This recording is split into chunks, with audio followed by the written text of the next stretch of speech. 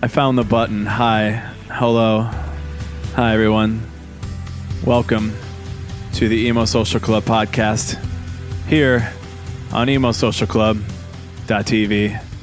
I, as I am every week, still just riding out this experience of being me. And Brian. And I'm Lizzie, just existing. In comparison to Brian, apparently. Are our intros getting better or worse? You decide. We're back. It's another Wednesday. It's another experience. It's another time. It's another time to go down. Yeah, we're talking a bit with our friend Peter, who lives in a state that has reopened, Florida, with drive-through prayers. Oh God, look. If I'm not getting Taco Bell, I'm not waiting in line at a drive-thru.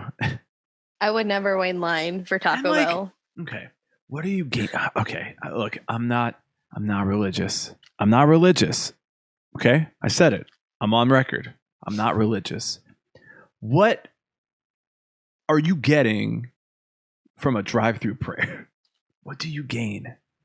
What do you gain? I don't get it. There's my like real hard. It's also your hard religious like. Well, it's also like you've been seeing. I don't know if you've been seeing, but on Twitter, the way that priests are baptizing babies now is taking like super soaker guns, filling it up with holy water, and shooting it at the babies. Okay, I can get behind that. Which is sick. That's pretty good. I wish I was baptized that way. They just dunked me in. Like that baby needs this. Satan ain't getting you now. Can't get you. I'll shoot him with it too. Bring him on. Bring him on. I can only assume that somebody in a southern state would find a way to use a gun for more religious purposes.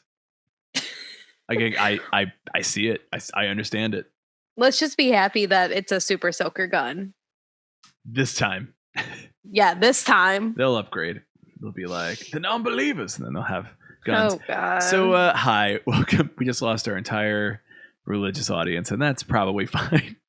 I have this little cross over here. Does that make people better? It makes you better. It doesn't make me any better. Does it make the religious people feel better? I don't know. It just has my birthstone in it. Yeah. It makes people feel better about you. It makes nobody feel better about me at all. Are we sure it's a bunch of vampire books behind? Well, they have to be behind it. They can't look at it. They can't be in front of it. It's like, stand back. We got to stay back from this thing. Just like. So this week it's just me and Lizzie. Next week we will have an interview. The Safest Ledge, I believe, is their name. They're a band. Yes. Who shot a couple music videos with our friend Alex Zarek. So we got hit up on the internet through a group that you're in. Yeah. I found like a non-men like music Facebook group that I noticed like I had a lot of mutuals in, and I was like, okay, so this isn't like, fake or a joke or whatever. Mm-hmm. So I got in, and then somebody was like, oh, I have a presser for like this new rock band. Like, can I send something? I was like, okay, whatever. Like, this is what we do.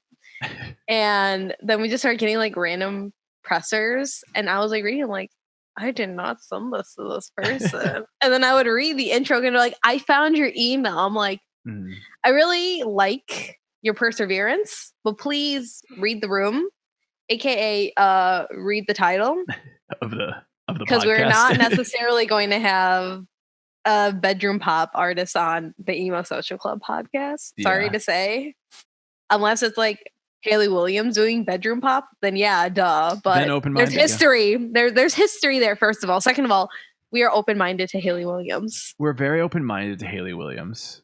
But you probably didn't see this, but last week somebody on Twitter came at Haley Williams and they said, oh, she's just a plain male white girl. And I was like, could you imagine having that bad of an opinion? and just being straight wrong about Like, it. I can, because I've seen the internet and I know that there's like, for everything that you like, there is somebody else out there who's like, that is the dumbest shit I've ever heard of. And that spans every conceivable thing. So yeah, of course I can totally see it. It's a bad take, but I see it. I understand it. I know that it's real.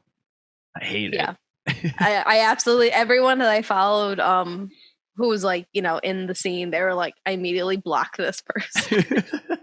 Oh my God, me too. You don't need that. You don't need that negativity. No, you don't need that negativity. No, you don't. Splish Splash, their opinion is trash. Speaking of opinions, well, first of all, come back next week. We'll have an interview, and we'll see. We'll have a good interview with a band that you should check out. I did listen to the few music videos and like some of their Spotify. They said, if you definitely like just traditional like newer emo music, definitely check them out. Be ready ahead of time. Yeah. People are attacking Halsey because she's using quarantine to study for the bar exam. Yeah. Listen, just Halsey's in law school. I mean, maybe, but like, why not? Like, why not study for it? I don't know enough about what Halsey's doing during quarantine. Yeah, I don't know what. I know that she did a couple like of the Disney sing-alongs. That's all I really know. All right. Yeah, she I think she had just a really good wig out, or maybe she actually dyed her hair like Ariel red, but she did like Under the Sea. I like watched it when I was at work in between taking in news because that's more important to me sometimes. Taking in news. I do work in a newsroom, so I'll just sit there and I'm like, I can't take this, so I go to the receiver and I change it. So instead of it being CBS 2, okay. I'm like, let's listen to the Disney sing along. Yeah, so next week that. But speaking of opinions, I want to get into. Oh, sorry. Oh, so she's doing the thing that Kim Kardashian is doing then. Yeah. Okay, that makes more sense because I mean, I have friends who were in law school and I'm like, you can't literally do anything for 2 years but be in law school to go to law school. And then like at least 6 months after that to study for the bar. I didn't talk to like my two friends who were in law school when they were studying for the bar for 6 whole ass months. Yeah. Okay.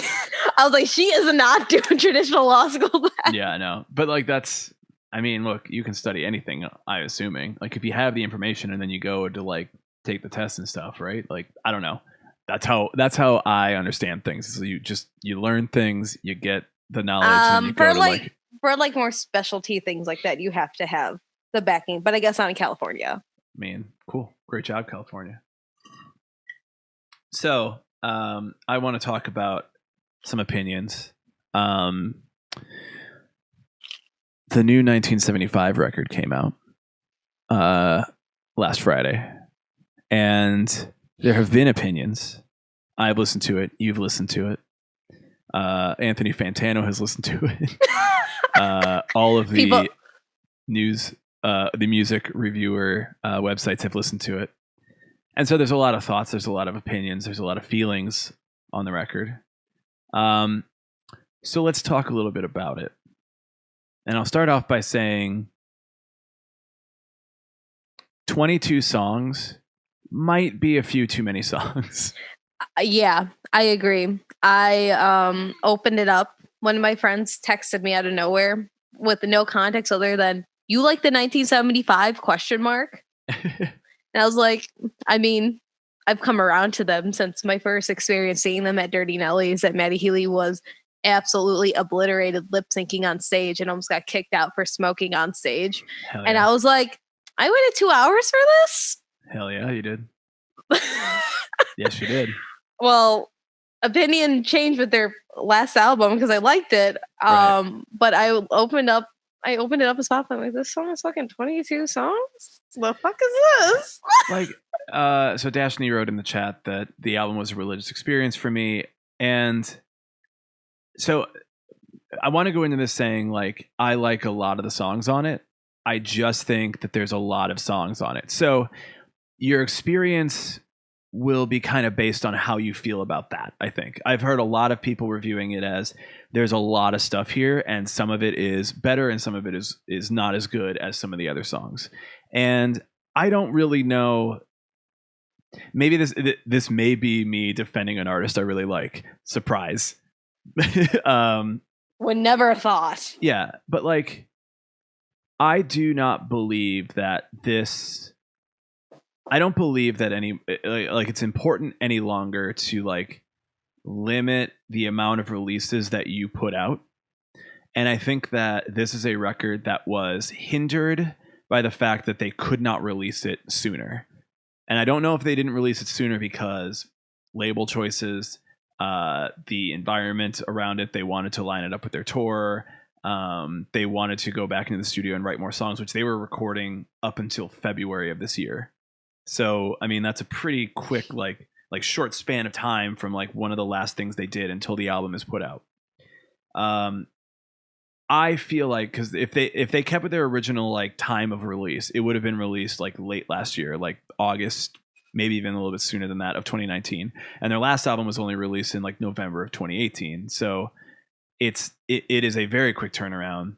But I also think like that's okay in this musical environment. There's room for more releases and maybe not like full album releases, because maybe you have more to say in a shorter period of time than you have over a longer period of time. An 80-minute record is obviously a lot of time that is being filled by stuff. And the more you make, the less it's all going to be at the same quality level, I feel. So generally, I like the record because it is a lot of interesting stuff. But I also can firmly understand, yeah, there's just like too much stuff here. And it's not all at the same level of quality as some of the other stuff. I listened to it when I was walking to the train from work. And it pretty much, my train ride is usually like an hour and 15 back home. And from that, and also walking 25 minutes from my work, I listened to the whole album. Now, was I awake most of the time? No. But I did hear like go in and out of consciousness, and I heard like some songs that I did really like, that I like kind of woke myself up to be like, I favorited it on like Spotify, so I knew which song I liked. But at least the first two after People, I don't remember the names of them. It just sounded like indie dream pop vaporwave to me, and I almost straight up skipped them entirely because I personally don't really listen to that music. It makes me sleepy, and I had been up for pretty much 24 hours and then worked, and I was like, I cannot afford to fall asleep on this walk. Right. To get home. And I almost forwarded it, but it just, I felt like I should just listen to the whole damn thing just so I know what it sounds like. But then it started to pick up after that. I don't remember what song, I don't know the titles of them, but everything afterwards was more upbeat to me with like guitars and riffs. So it kept me interested in that matter until the end. I woke up and I like heard the like Olive Guys, and I was like, okay, I like this. Like, this is a vibe I can get with. And then I went back when I was cognitive and listened to the songs that like I missed or didn't like really pick up on. I'm like, I honestly like just don't. It just sounds like kind of like every other indie rock album to me. I feel like there are notable tracks that do stand out 100%. And if you take those, you have one album. And then the rest, it's just like, okay, I could take it or leave it. And it's there to be there. That's at least for me personally. Yeah, I feel, well, Dashni said in the chat, I put the record on late in the dark in my room and almost like meditated with it. It was literally an out-of-body experience. And I can get that because there's a lot of instrumental, there's a lot of electronic stuff, there's a lot of more towards that end. He mentioned during, I think it was an interview or like it was like a short summary of like what he and the band were listening to, or like what the influence of the record was. And one of them is this artist called Burial. And this thing has come up so much. I don't think this is a new song, but Burial's Archangel, that's the name of the song. It has Is that Grimes' favorite song? Yeah. Named her fucking kid after? Yes. So like that came up. He mentioned it on Instagram, but he mentioned it in context that the song samples Metal Gear Solid 2. And I was like watching somebody play Metal Gear Solid 2 on Twitch at the time. And so I'm like, why is everything like kind of just like syncing up all at once, like in this weird way? So then I listened to that song and like it is legitimately a very good song. I like the song a lot. And it kind of gives like some idea of where he's going with like a lot of these instrumental tracks or some of the songs like Frail State of Mind. Yeah, I know. I think there's something you should know. They're like all kind of these like 2-step beat, like electronic stuff. And that is kind of in that same genre or that same mood or the same sort of thing that he's going for. And so I can totally get like you could just like kind of put this on and like kind of vibe out to it and like sort of have it on in the background. It's very different than their regular other albums where the songs are more like pay attention to this, listen to me, like all this kind of stuff. It's very like different feels, different vibes. Anthony Fantano mentioned about like the genre genre jumping. That's a really hard phrase to say because you want to say genre jumping. So it's like it's like moving around. Maybe that's just you. Okay, fine. We all know I have a problem talking. Good thing I have a podcast. Yeah, genre jumping between like all these different sort of feelings. Like there's a pseudo country song on the record. There's a lot of like slower songs. There's a Bon Iver kind of like similar song. Yes, I said Clicky Dickies, by the way. He did. I'm being reminded that I said Clicky Dickies at one point, and I'm doing a really good job of talking. Is the main point to gather from this.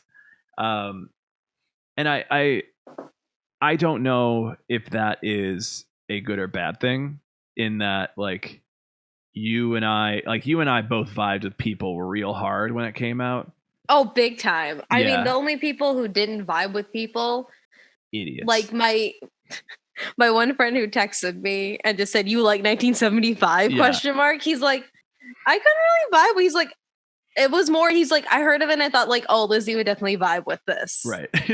And I'm like, yes, you are 100% correct. And I will say, I was a little bit disappointed that there wasn't really another song similar to that on it, because when it came out, everyone was, because when they originally said like, we're going to release all these fucking albums in like a year or two time span, everyone was like, what are you doing?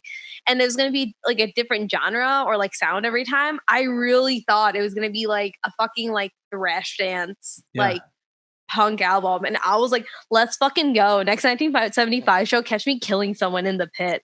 And maybe, probably not, or maybe just a bunch of, people who are not expecting it during People. Yeah. I mean, that's probably going to be what it is at this point. But I really kind of was disappointed in that fact. I did, again, like I liked the songs that I liked, but I'm also somebody who rather listen to more upbeat, like let's move around music. Rather than, because for me, I listen to like electro music to fall asleep and to like chill out. So when I'm listening to half that song, I'm on the metro, I'm like, well, the train's lulling me to sleep now. These songs are lulling me to sleep. Let's go. Yeah, I mean, them being more on the poppy end before, I guess pop rock, like pop vibes, whatever. I don't know how to describe it because it's very like 80s reminiscent. Indie pop. That's basically what it would be, because it was on college. Like we had it on our college stations before. A lot of the larger like actual like stations started to pick them up. Gotcha. Yeah, I mean, if that's the sound of the 1975, then to like go into a new record and like not do that sound at all, like it's kind of strange, because they really like came out of the gate with like, we're gonna play a bunch of different like genre feels, genre sounds, genre like whatever it is. We're not playing the same old like 80s tinged indie pop, whatever it is that anyone can do at this point. Yeah. So I mean, I don't know. I want to give credit and be like, there's something like much bigger about it. Like whenever Matty Healy is interviewed about it and speaks about it, he's always like very like high-minded about what it means to be like him making music right now and it being released right now. And obviously like no one was interviewing him about the songs he was writing like last year. Like nobody's like, oh, like when you were writing People, like what? And when you were writing Frail State of Mind, like what? And those songs came out like months ago or late last year. So it's like, all right, well, you've had a long period of time where you've been writing this music, and like, what was the end goal with this? Because it's just kind of like, yeah, we were writing, and now we're writing in the middle, like we were putting it out in the pandemic, and like we're all inside, and this is what that record sort of feels like, and this is what we were listening to at the time, and it's like, yeah, but now that we're like all experiencing it, that's not really like when you were writing every song in every different genre and like listening to a song and going like, I'm gonna take this sound from this artist and I'm gonna replicate it as the 1975.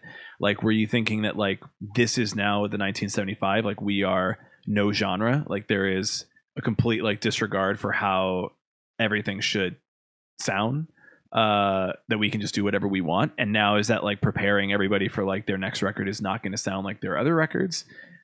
Is it that they just have a lot of time in the studio and writing music, and I don't know, maybe Matty Healy's like, I don't do heroin anymore and I'm clean and I need the people around me to like help me like stay that way and stay, you know, healthy and stay doing the things that I should do. And it's like, cool, well, I just turned all that manic energy into creating music. Like, I don't know. I don't want to give it like this expectation that like, oh yeah, like it's a lot of stuff, but like there's a reason for everything. Like he's high-minded thinking about all this, because I also want to be like, hey man, like maybe just nobody was around to say no, and you're just like, I'm doing all this stuff. And I also am like, maybe it'll come back like later and be like, no, that album was actually like genius. Like, I think it's really, I think it was him in one point, in like one part, possibly, where he was like, we can do literally any genre and get away with it to an extent. Yeah. Which I can give them props to, because they do get away with it. At the same time, it, you know, says like, okay, we get it. You can do like these kind of like very popular mainstream, you know, sounds, but I don't want that. I want a different 1975. So maybe it's even for them to gauge going forward with whatever new album or music they put out in the future, be like, what do people like the most? Yeah. And what are they vibing with? Like, do they like these songs or do they like these songs? Maybe it's like some weird like quiz where you're like, well, if you answer this many, you get this, you get this type of music next. Or if you pick this one, you get this type of music next. Or if you're undecided, you just get another grab bag of songs like this one. Do you think that it's possible that they released a record of a bunch of different genre feels and styles, because anybody who likes any genre can just like take the songs they like and put them on their own playlists on Spotify and then just move on?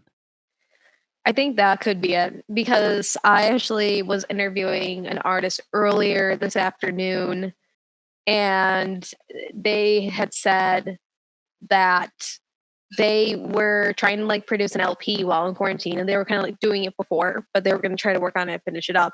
Mm-hmm. And then they decided, okay, maybe just like a 3 or 4 song EP. And then they actually said, you know, the way that the market is going is trending towards singles only. So they're like, I'm going to put out like, you know, 1 to 3 singles then, because that's going to get me noticed more. So it could be like that, where if you have, you know, the certain 1975 songs that people like I'll put people on my playlist because it's very aggressive and hard. So that's what I like to listen to. But somebody else, like my sister who listens to like Billie Eilish, for example, and like Rockhampton, unfortunately.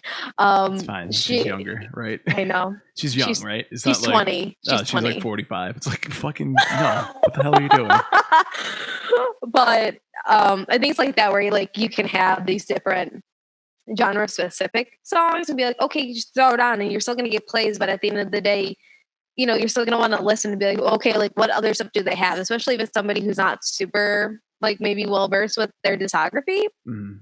So, you know, maybe somebody who usually listens to like top 40 all the time, and they're like, oh, I heard the soundbite in 1975, but I like Frail State of Mind. What other stuff do they have that might sound similar to these two? And maybe they'll find like a few songs on that one album and be able to pull them.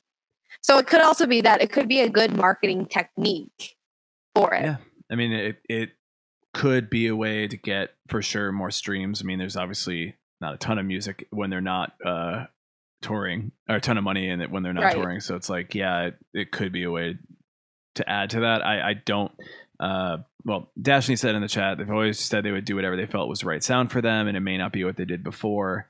And So if you go into the studio and you're writing and like that's your job, you know, like you're not on tour or you want to take the time, you have time set aside for you to go into the studio. And I believe because they're living in their studio right now and you just like own your own space and you just can do whatever you want because you have the equipment, like you can just create and you can just make stuff and you don't have to be like held back by these are the expectations of the fans and I need to create something for them. I think there's actually even a song with like lyrics on the record about like this is what people expect it to sound like and how they don't want to do that. And I can get that, but I also feel like there must be a reason that like there must be something going in your mind when you're creating a record like that like it is a conscious choice to make songs that are not in the same genre as what you did before.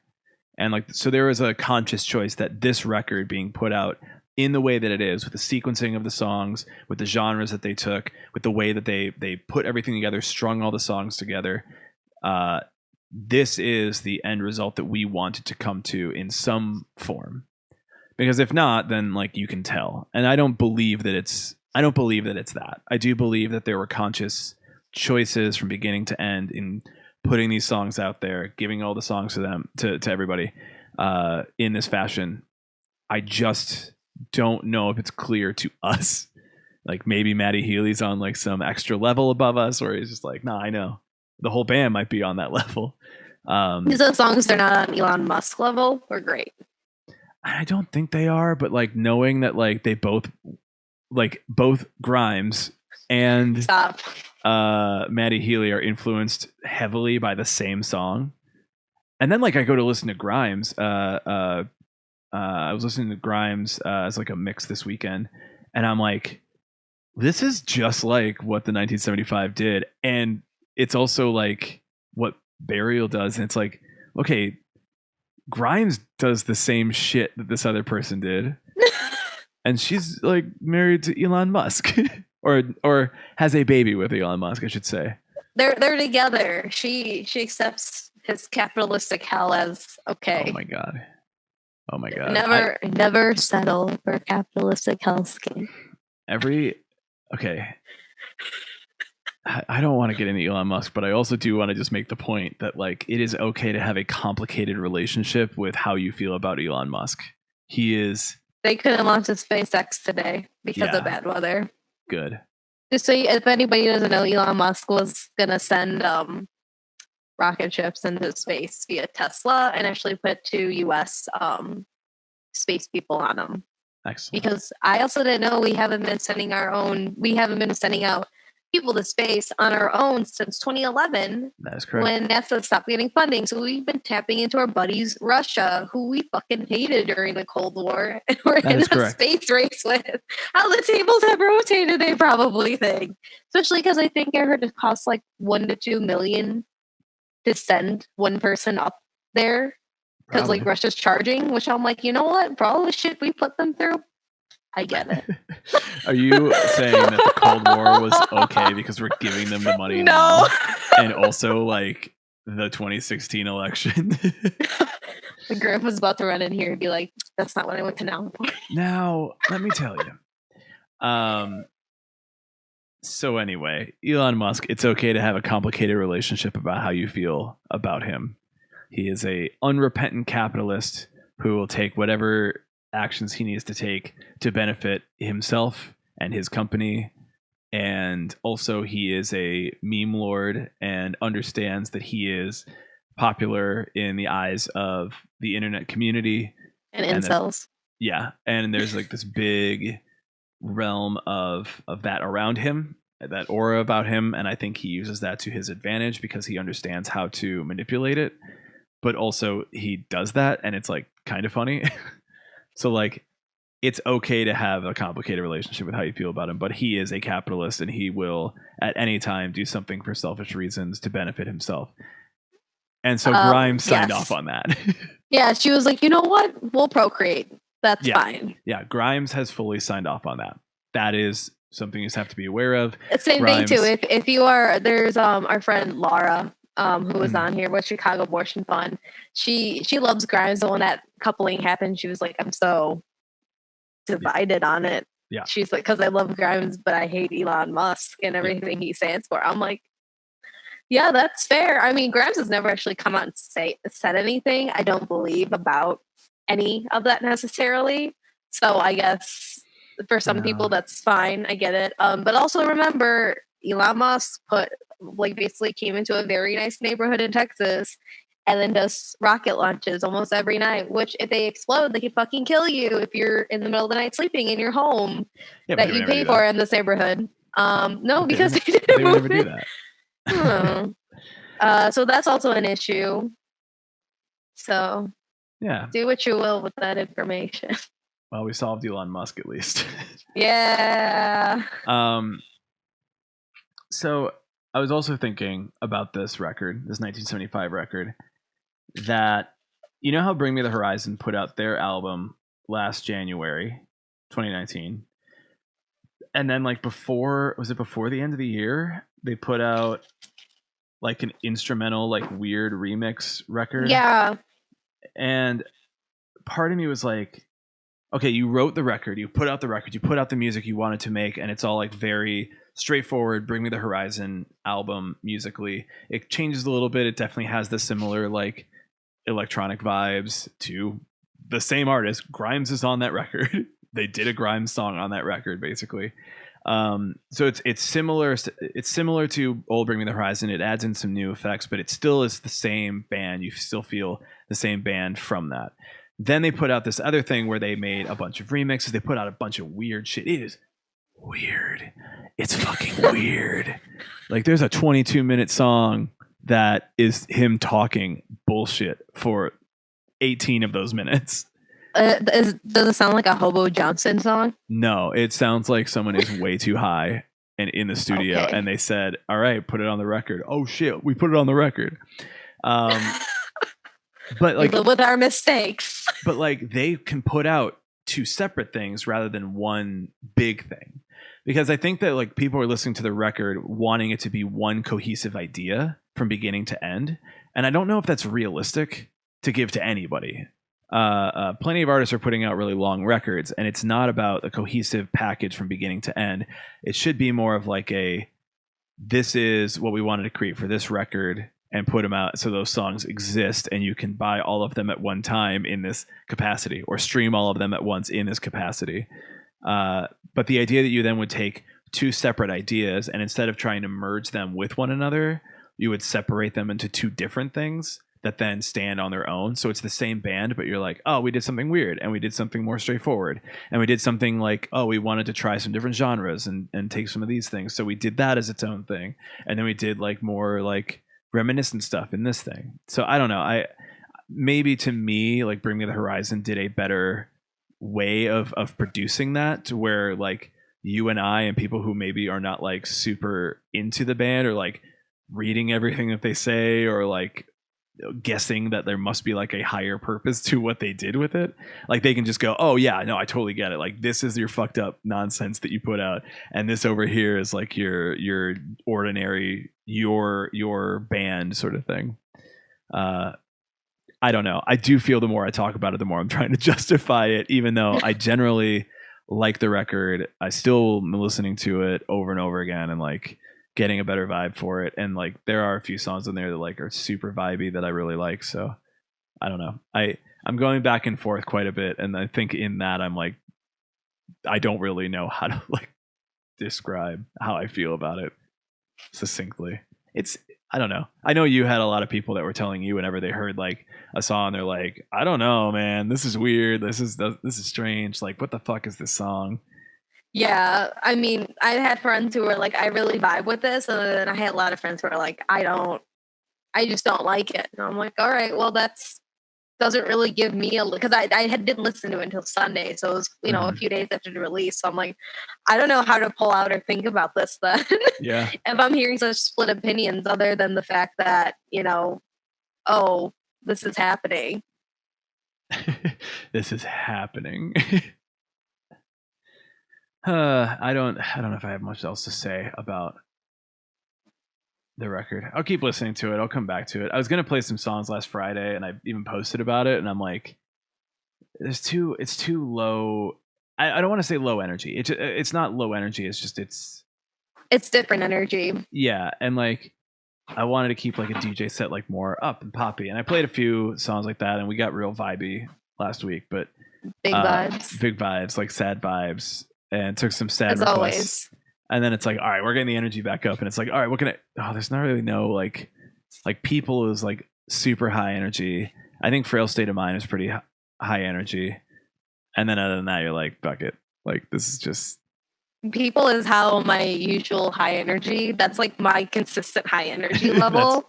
yeah. And it's if I'm listening to music that is not that high energy level, it's not music I usually. It's probably so dangerous for my life.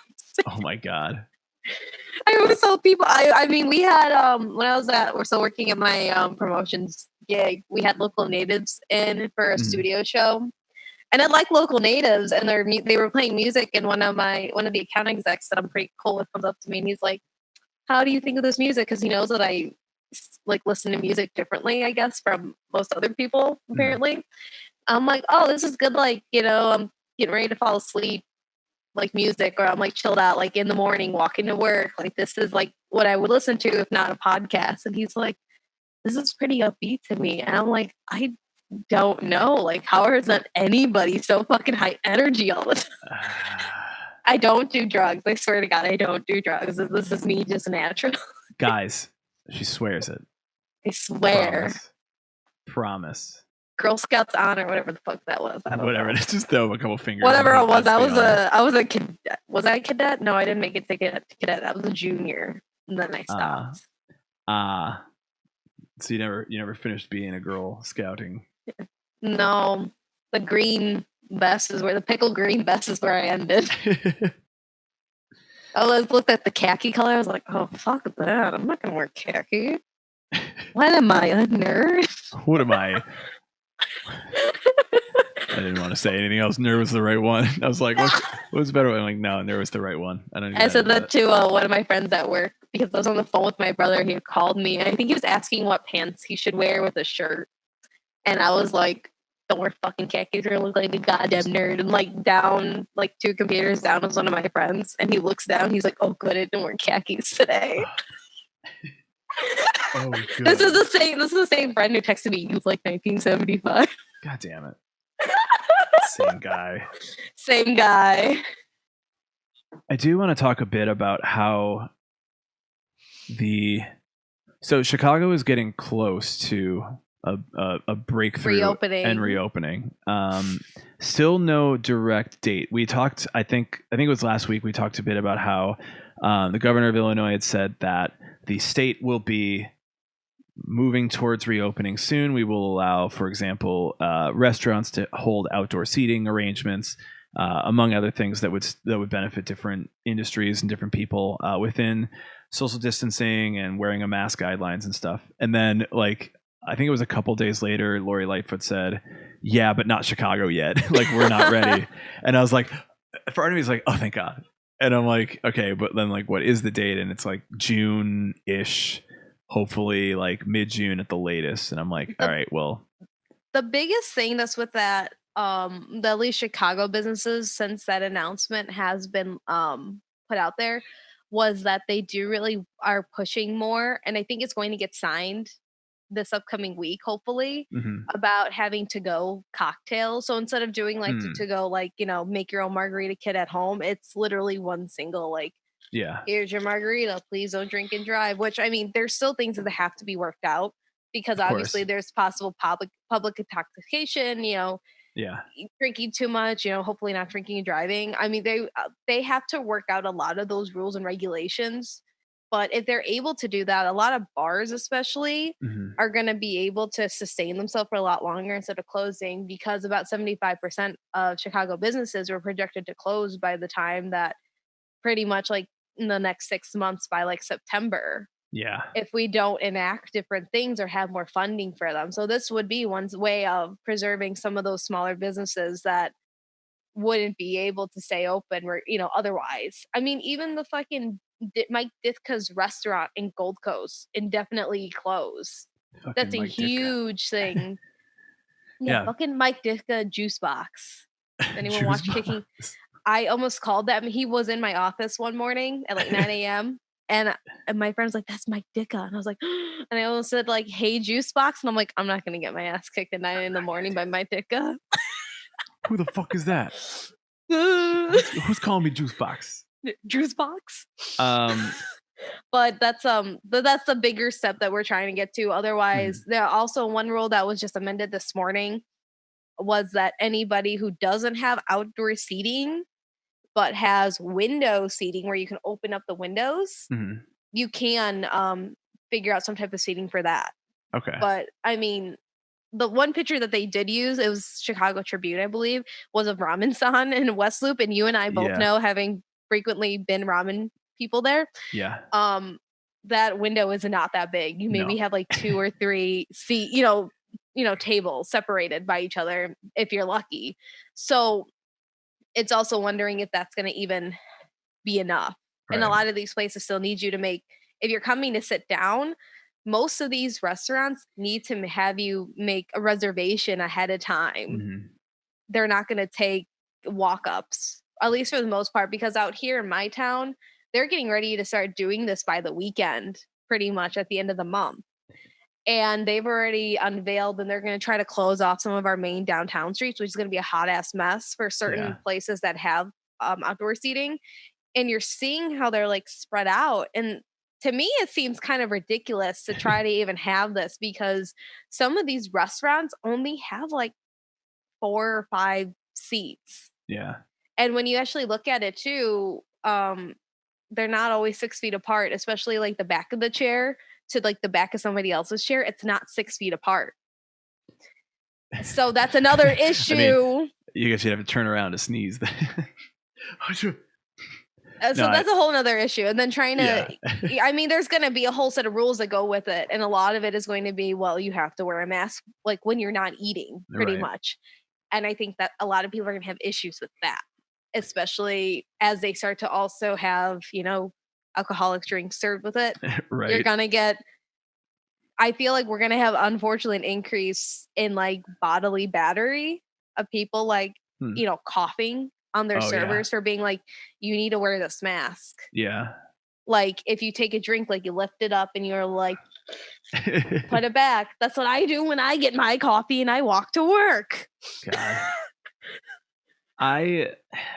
So I'm conflicted, and like I don't want to speak in talking points that other people who are also like leaning into any sort of conspiracy about it are saying, because I got into like some weird hole. I went on Facebook for like 2 seconds and I was like, great, of course to fucking read a thread of this shit. I like how you went on Facebook for all of 2 seconds and you went to a conspiracy theory hole instead of like going onto YouTube and getting into like a 2-hour conspiracy theory no, hole. I don't get it. I don't get into it on YouTube. I just watch the same shit on YouTube over and over again, because that is at least comforting to me. And news, but still comforting to me in a way. I did go on Facebook, and one of my friends shared a conspiracy theory like Twitter thread hole, and I'm like, can you just get on fucking Twitter with this shit? No. Like, Jesus Christ, grow up. But it was about like the Mandela effect. I'm like, oh, I'm getting too deep. I gotta close everything out. I can't do this. I got too much shit to do today to get into the Mandela effect. Like, I can't deal with this. So this person that I was reading their post was like, they work at a bar, and they themselves, that bar it's more in like, I don't want to say Southern Illinois, but it's like kind of on the outskirts of like the Chicago neighborhoods, or even like South Chicago, a bit farther. No, even like farther than that, but like more like west too, like not like, oh, okay, like I'd say even like more toward like DeKalb. I'm not 100% sure that's where north. it is. I don't know where things are. DeKalb is up north by fucking Wisconsin. DeKalb is west. Northwest. I'm not pulling up a Google Maps on this stream. I can get to DeKalb if I speed on the expressway in 45 minutes from where I'm at. Well, which way are you? Are you south? Are you more I'm southwest? west. No, You're I'm west. straight western Okay. suburbs. I'm So like it's down the street from fucking Aurora. Oh, goddamn. Fuck you, Aurora. Yeah. So then I will correct myself and say it's probably a little bit more west than you, like out towards like where it starts to become more country. Yorkville? Sure. I don't know. Yeah, not quite They're cornfields, in a- but they're not the close probably- suburbs. They're not technically in our like regional breakdown. They're probably like I think we're like one North Central. When you look at the governor's plan, they're probably like outside of. Okay. Yeah. They're when you get further past that, because I think the cutoff point of that is technically like Oswego, Yorkville, or like Yeah, on the okay. borderline, and Okay. then anything that's past that is already pretty much like halfway to phase 4 Gotcha. because they have a lower infection rate. Yeah, and a lower population. That's So, why like- NIU, which is in DeKalb, is like, we're gonna have in-person class, and I'm like, Yeah. Curious. Where do you think those in-persons are coming from? So yeah, you've got this like person who works at a bar in an area where there is less of an infection rate, probably more on the road to phase 4.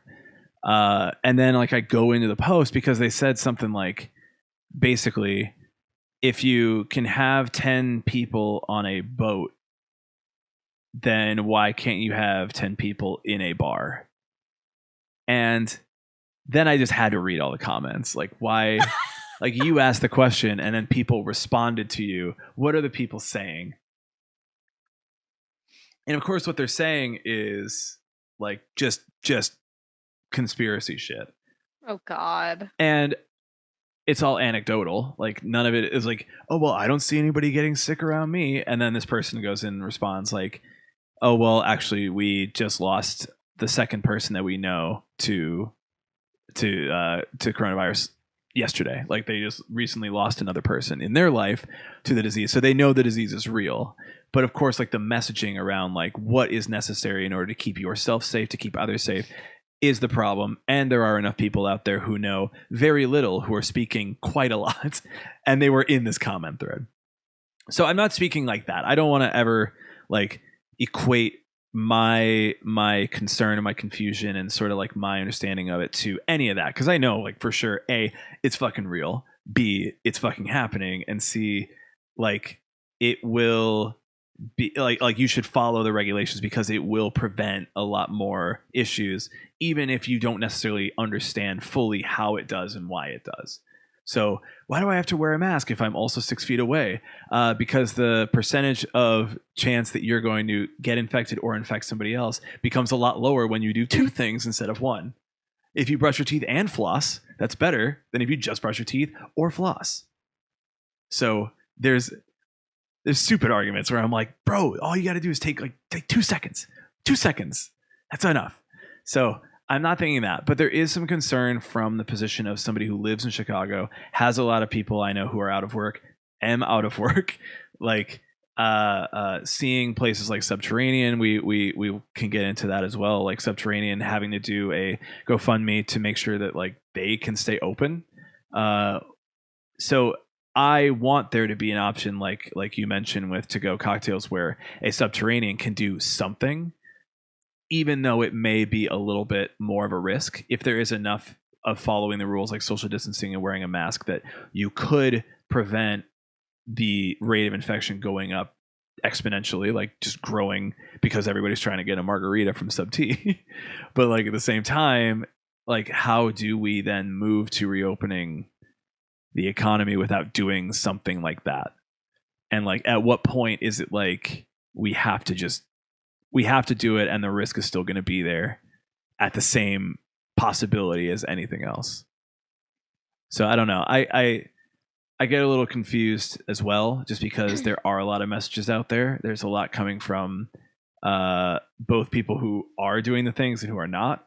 I don't know if I fully understand why it is bad to be walking outside without a mask if you are by yourself or like not around anybody else. And like I see people in the 2 seconds I'm on Facebook saying like, I saw a bunch of people out without masks, and I'm like, well, were they 6 feet apart? Like I understand like that it would be better to, but like if you're not like in a situation where you're around anybody, or like if you're immediately going back to quarantine, or like you don't know like where anybody is or where they've been or what they've been doing, like it's really weird to like judge people on like their choices like that. Yeah, especially like again, like if you are exercising, you're not supposed to wear these masks because you can asphyxiate your, that word comes back again. We just don't know how to say. Back again.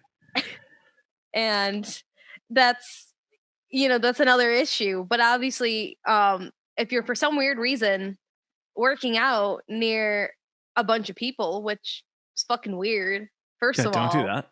that's weird. Not right now. Don't do that. No, I mean, I really don't like working out in a group of people. The most I do is yoga, and I'm like, I don't like these people even fucking around me. Um, that's just me personally. Yeah. But especially right now, if you're just running, but I hope you're trying to run in like a not really populated area as much as you can, because if I ran, which I would never do on my own unless it was on a treadmill, and I was wearing a mask and I'm asthmatic, Right. I would hurt myself exponentially doing that. Yeah. And anybody who doesn't have asthma, you can still hurt yourself while doing that because it changes the way that you breathe. I mean, people have literally died from wearing, most of them have been N95 masks. Mm. I have a few, and that's where the few masks that I was using when this all first started, because that's all I had. My dad just had extra in the garage from a project just gave to me. And it's hard to breathe. It's hard to adjust your breathing because you have to actually like cognitively like be like and like really pay attention to how you breathe and like relax yourself. But when you wear it for too long, you haven't changed how you're breathing, or you're breathing too much, or say like you're having a fucking panic attack and you're wearing one. Sure. It's not fun. Yeah. Take it off, but don't do it. Chill the fuck out. Yeah. That's gonna hurt you. So when I see people saying people were jogging without a mask, and I was like, yeah, okay, that's what they're supposed to do. I was walking. I live about like a 30-minute walk from my downtown area. So sometimes I'll walk down there. I'll have my mask in my bag with me just in case I decide to go into like, get a coffee from Sparrow Coffee or go to get a smoothie or something. I have to wear a mask, obviously. But I don't wear a mask because I'm walking, and I'm walking a further distance. Right. I will say when I am in the city, I do get kind of paranoid. So I do wear a mask when I am walking. But I'll usually put it underneath my nose unless I see a big group of people, and then I put it back up. And then once I'm away from the big group of people, I put it back down so I can breathe. Also fogs up my glasses. Can't see. Of course. You can't be walking around not seeing in Chicago. I'm just saying. It'd be a risk that you shouldn't take. It's a big risk. I already take that when I put my sunglasses on and my normal glasses off. That's as much risk I need. Yeah. Dashni's agreeing with you too about the hard to breathe, especially it's getting a lot hotter in Chicago right now and muggy, and we live on a swamp. Chicago was built on a swamp, and so like in Shrek Swamp. In a Shrek Swamp. Donkey. So it's there's so many like variables to this, and I think that people need to understand that the recommendation and the way that we can help to stop the spread of this, and the way that we can reduce the amount of people that need to go to the hospital, is to wear masks when you're going to be around people and cannot social distance. Social distancing would be the number one thing you could do to limit the amount of people that you see, to limit the amount of people that you're in contact with. You can also do your own, I guess, contact tracing and kind of know where everybody like been. If everybody's been isolated and you're going outside and you're spending time around people that everybody's been socially isolated, and you like don't have to worry too much about like them coming in contact with it, and you're not breathing within an enclosed space without a mask on, and you're near each other. Like there's certain things like that where it's like, that's all that they're recommending. You don't need to try to like fucking shame people on Facebook or like go, this is never going to end. We're never going to reopen Chicago because people in Wicker Park were breathing. It's like, yeah, I know, but like they're not going into anywhere, and they have not recommended you wear a mask under these certain circumstances. And maybe that was the circumstance, because I don't know what the fuck you're posting about on Facebook, because I didn't see this shit. Yeah. I don't know. It's like we already have the problem of that there is no vaccine for it. Anybody can catch it. Some people show without any symptoms, and other people have a harder risk of what will happen if they get it. Well, they are showing too that like kids, like little kids and babies and teenagers are at risk of contracting this, plus getting I think Kawasaki or Kishawaki, something like that disease. And it's a very rare disease that basically is a respiratory inhibitor. And a lot of these kids are dying because they get it. And they're also still showing that kids are like the biggest people to pass it along, because they're little fucking kids. You can't tell a 3-year-old not to go up to their 3-year-old buddy and give him a hug. They're basically drunk. they're basically wasted. Because you're going to do that too if you're drunk and you're out somewhere in a bar and not doing all this shit, wild nonsense. And all these states that are reopening, it's like that's wild nonsense, man. Like you're not going to be separated from these people if you're drunk. Like you're loving everybody, you're shaking everybody's hand, you're high fiving everybody at the bar. Yeah, I've seen a lot of things of like, yeah, people that like you think it's only going to be this type of people, only old people or people who are already predisposed to sickness or already have respiratory problems. Like they're the ones that are dying, not people like me. For me, it'd be like getting chicken pox, and it's like, dude, there is no evidence that you can't. You had chicken pox? Have something. Oh, I never had chicken pox. Oh, I didn't either. Did you get the shot too? I did get a vaccine. Yeah. Anyway, when the vaccine comes out, fucking get the vaccine. Yeah. But like it's, oh my god, I don't even want to get into that shit about people not getting the fucking vaccine. But like if oh yeah, alcohol does weaken your immune system too. So that would Brian, are you done drinking, sir? Nope. Nope.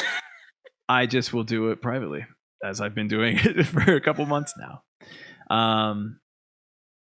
So it does have a devastating effect on everybody. It has nothing to do with like seeing the numbers, especially when they first started like looking into the percentage of like who is most at risk, who is most at risk of this being fatal for, is like, yeah, that is true, that like these are the numbers, these are the statistics, but that does not necessarily mean that you as yourself cannot get it. You as yourself will not have like severe symptoms, and you yourself cannot die from it. There is no evidence that that wouldn't happen. So like, why are you so fucking confident? And so I get that from the shaming end, but it's like, yeah, but like just like you've already been told what you got to do. Just fucking do what you got to do, man. Like, yeah, I've seen a lot of people also on just like Twitter, just tweeting out there like, I'm just so emotionally, mentally exhausted. Like, stay the fuck away from me. You do what you're gonna do. I'm gonna make sure I stay as healthy as I can. And if you want to be an idiot, go be an idiot. Yeah, like that's which I mean, unfortunately, that's just kind of like what we're getting to at this point, because you can't tell some angry 40-year-old Karen. No, Karens like, are the worst. Yeah, hey, you need to wear a mask, ma'am. And she's like, no. All right, like, whatever. I guess you're not getting your groceries today, ma'am. Or like the people who like yelled at a woman to get out of somewhere in New York because they weren't wearing a mask, and people were like really upset about that. Like, this is worse than the disease. Like, just people that are really angry at somebody not wearing a mask inside of a store. And it's like, to a certain extent, I don't think that they should take matters into their own hands. It is not vigilante justice of wearing a mask. You could inform somebody, especially at the store, to say, hey, we noticed this person wasn't wearing a mask. You have a sign that says people have to wear masks in here. Let the store handle it. But at the same time, it's like, yeah, but like, are you not going out wearing a mask as like a form of protest or some shit? Because then you're an that's what people are doing. They're saying that their civil liberties are being stripped and taken down, and it's not what they're like. You're being led like sheep. I'm like, first of all, oh my God, we get it. Like, you're in 4th grade and you just heard about anarchy and you think that it's like the fucking coolest thing. Okay, now we're done with that buffoonery. Yeah. Read some actual literature on it. Second of all, you listen to people about 1975, but like for the opposite side of the issue. Could you imagine? Well, I mean, even so I'm in this Facebook group for the town I'm in, and you see just a bunch of Karen, because I live in town basically full of Karens. They got time to go on Facebook and complain. Yeah, I'm sure. About the stupidest shit. And they posted about like, oh, I think my civil liberties are being like stripped because I have to wear a mask, and I don't believe that I need to. And everyone was like, what the fuck are you talking about? But then there's also people too who are like, oh no, you're right, because we do have like a Republican mayor who actually, before Pritzker announced that he was letting us go into phase 3, literally sent a letter to Pritzker that morning. Yeah. Saying, hey, we're gonna sue you guys, so we open up the park district, which is stupid because they're saying they don't have enough money. We are like one of the richest fucking towns from our taxes, which is one of the reasons why they refuse to legalize marijuana sales in our town. So I think it's just the stupidest fucking thing. Of course. So that's just a whole thing. And we also had actually a racist incident on the south end of where I live. Oh my god. It was on the news yesterday and this morning, and it was at an elementary school. Somebody graffitied white pride on, like, I guess like they have a weird wall in like their playground area outside the school. Don't know why, but they have it. And it was graffitied on it. And then like somebody posted it in the group and they kept taking it down. They kept taking it down. And everyone was like, there was people who like lived in the area, so they went and they were like taking photos like, this isn't fake, like we need to pay attention to this. And like I think it was like half an hour later, like the city came and like put up tarp and were like scrubbing it away, and like nobody wanted to talk about it. Wow. So that's I mean, that's pretty, unfortunately that's pretty common here in my town. Like it's pretty much like the equivalent is Mayor Pete. It's pretty much how like the people here like to think politically, like, oh, I'm so like progressive and like socially active, but I swear to God, it's basically like if you watch HBO Watchmen, spoiler alert, if for some reason you haven't watched it, we've talked about it enough. Everybody should watch it. Yeah, everyone should just watch it. But if you, in the main premise at the end of it was basically the white dude running for president and was like, I just think black people have been given too much right now, and I think we need to rise back up and have white people in charge, like, and reinstate where we're supposed to be. That's basically what this is. Oh. And that's been like the vibe of like, that's how my town politically is, and how like a lot of people who do live here, like their ideology. Despite there being a liberal arts college that I went to in the middle of the fucking town. So there's arts. That. It's not me. Wow. But I mean, that's been the vibe this week in general, with just with everything that's been going on in the news, right. With like Black Lives Matter too. So those have been a lot of things. I mean, it's just kind of snowballing into each other. Everything's coming back. The fact that it's come, unfortunately, full circle with the latest police murder, because that's what it is. Mm-hmm. It's on video. I saw the video, but I didn't turn the sound on, and I was listening to a news podcast this morning when I was getting ready, and they played the audio, and I was like, I am so upset and disgusted. Yeah. But like, that's the thing, is that for other people outside the POCs to like really understand the impact of this, like they have to hear it and see it for themselves. Otherwise they won't believe it, mm-hmm. which is incredibly fucked up, because of, you know, people's skin color. And it's ridiculous to the fact that we've gotten here, and to the fact of the matter of these officers who were involved in this killing.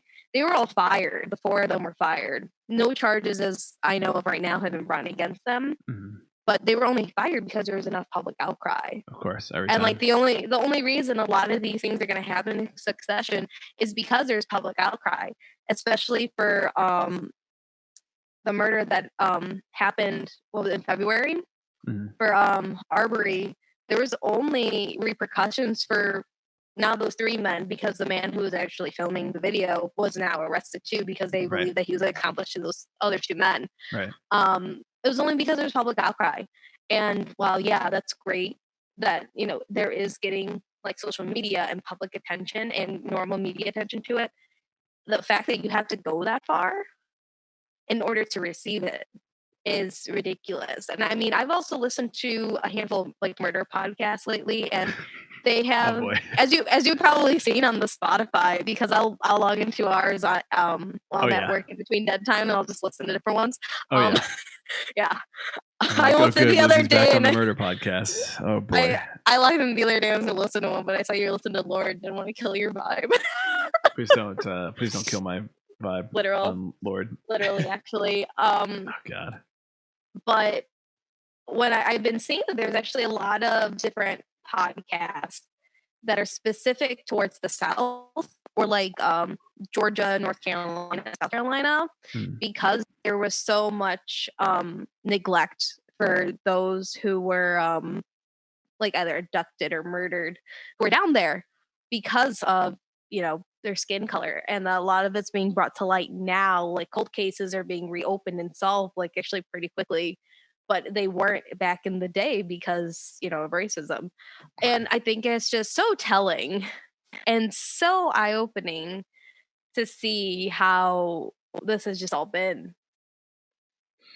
I agree. I was listening to I was watching Philip DeFranco earlier talk about it, and he's like, I got to do this separately from everything else because it's a long story, and unfortunately the internet demonetizes you when you post anything like this stuff.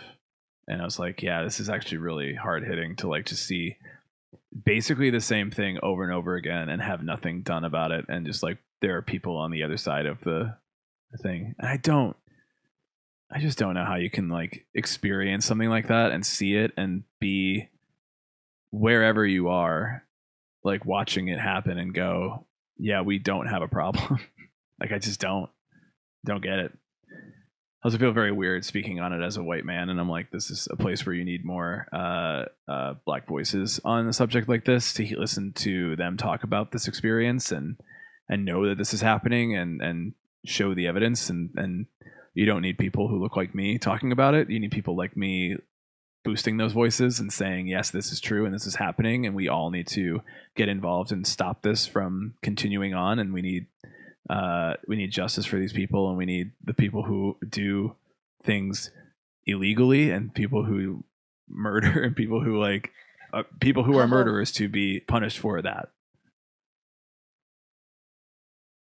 Taking a real hard stance there that white people suck.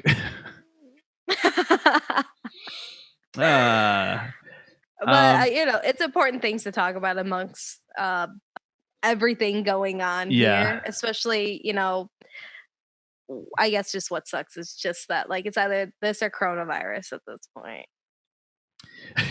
The news is just a real fucking delight. I can tell you, it's not fun. Before we wrap it up here, sorry, I'm like typing out to Dashni, even though she's like leaving. Bye, Dashni. Love you. And also, she agrees. White people suck. If you want me to tell you that I love you, please come to watch our live podcast recording so that you understand why I tell our listeners that I love them. We love all of you out there, but we love our people that are chatting with us here directly, even more than you. It's important to know that our levels of love do change depending on how you are interacting with us. It's like when you have your I guess probably maybe I don't have kids, but like your favorite kid. Yeah. Being only child, it's even better. So before we roll out of here, I do want to come back to the Subterranean GoFundMe. I posted about it on Emo Social Club earlier later last week or whenever it was. God, time is a flat circle. So I posted about it. I believe there's still some time left on it. They've already gotten pretty close to their goal, but I would ask that anybody go to their page. I think it's oh god, I don't know the fucking website to it, but it's a GoFundMe. Yeah, it's GoFundMe. You can search for Subterranean Chicago. They're also under Subterranean Chicago on Instagram, and they have a bunch of posts about it there. We do Emo Night LA there. I've played there a fuck ton of times in my life. It is one of my favorite venues in the city because it is small. A lot of opportunity for up and coming bands is right there. You can get a pretty nice experience playing for a pretty nicely sized room. Not too big, not too small. You have people upstairs looking down on you. There's no barricade at the front, so if you crowd surf, just stage dive right off. I personally love that. If you love that too, you would want to save this venue as well. Save it so you can crowd surf and get on the stage. But it is just a great venue. There's a lot of opportunity for the local scene there, and that would really, really hurt me personally and hurt the Chicago local scene if that venue was lost because of this, because it's just so fucking stupid that like this would be the reason we lose something that's so like important in the emo community, in the live music community, in the local independent venue community, like all these things. That would be a really bad loss. So yeah, it's on our Instagram as well. It's on all of our posts. You can find it in our bio. Yeah, we'll make sure you can find the link. If you can give anything $5, like it's yeah, that's perfect. So It's worth it. I mean, especially there was actually a bunch of representatives, none of them from Illinois, fantastic. who actually sent a letter to, I believe it was the House, I could be wrong, about saving small venues and requesting more funds for them earlier this week. So you can do that and send it to your congressperson in your state through the NEVA website. And it's already pre-typed up for you. So if you just want to send it and just not think about it, you can also ask for like a reply if you want from your representative. If not, just know you sent it, or you can type it all out yourself and say, I really want to, save this venue. And like, this is really important to our, entertainment culture and keeping our city how it's supposed to be, whatever you want to say, because that shows that more has to be done and they have to keep focusing on that specific topic rather than looking at maybe some other topics that have been on the back burner for them. Yep. So I would encourage everybody to do that. Put up some money that you've saved from not going to concerts for 2 months and put up some money to save your local venues, and then also get involved in possibly the easiest way you can, just to send a message to your representatives to help fund these venues. So great, yeah. We just really fucking end on a high note, end on a fucking just like ringing bells and tooting air horns, just tooting, just air horns be tooting, just rooting the tootins. So thank you for listening to the Emo Social Club podcast. I'm gonna try to get this music. I don't assume anybody has music for concerts. I got refunded for a couple. No, I only got refunded for one because it was canceled. The other ones are just postponed. But I'm like, that's fine. I'm gonna go. I'm still gonna go whenever it is. So yeah. That is the podcast. We're gonna hang out and chat with anybody who's still on Twitch. So make sure you come to hang out with us on Wednesdays at 7:30 Central. If you're listening to this podcast, we are live every week talking. We have our interview next week with The Safest Ledge. Hopefully some more interviews coming up in the future. Not that I don't love talking to Lizzie one-on-one. It's just that I am a moron and she just has to try to figure out what I'm fucking talking about because I can't talk. You keep saying clicky dickies and Ginny I just tins. keep saying clicky dickies. I almost told somebody, instead of saying gin and tonics, I said Ginny tins, and I was like, I'm so sorry, because this was at like work. Like, these are professional people. I'm a professional and I was like, these are professional people who like write news for a living, and I was like, I'm so sorry. I gotta leave right now. Oh, I gotta. I'm so sorry. You made a big mistake in keeping me in this round of not firing people. I'm excusing myself. Thank you. Don't jinx yourself, Lizzie. It'll happen. I know. Oh boy. All right, I'm gonna play our outro music, and if you're hanging out on Twitch, we'll talk to you there. And we'll see you next week. See you next week on the Emo Social Club podcast. And for all of us here, I am Brian. I'm Lizzie. And we appreciate you. EmoSocialClub.tv. We stream every Wednesday, Thursday, Friday, and Monday now. And just goodbye.